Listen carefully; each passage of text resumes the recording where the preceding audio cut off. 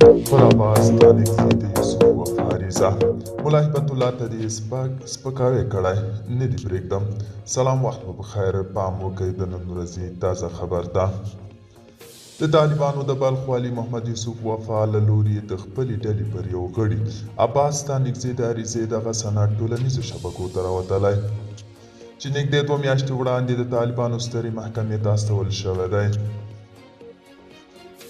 یوسف وفا عباس تانکزي خپل مشر ملا هبت الله ته په سپکاوي او د هغه له امر څخه په سرغړونې تورن کړی دی او په همدې دلیل له خپلې سترې محکمې څخه د هغه د محاکمه کولو غوښتنه کړې ده.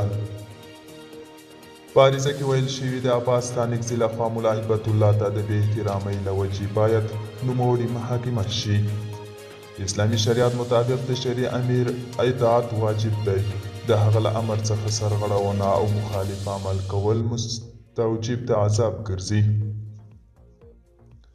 په عریضه کې یوسف وفا لیکلي زه د اسلامي نظام د یو خادم په توګه د دې سپېڅلي نظام د دفاع حق لرم او د نوموړي د شرعي محکمې غوښتونکی یم. وړاندې نوموړي لیکلي د اسلامي نظام په دفاع کې له شرعي محکمې پرته بل څه نه غواړم. که د بلخ ولایت په نظامي محکمه کې وي او که د کوم بل ولایت چې تاسې مناسب ګڼئ، باید زما د معروض علیه ترمنځ شرعي فیصله وشي. دوستانو، دا و د نن ورځې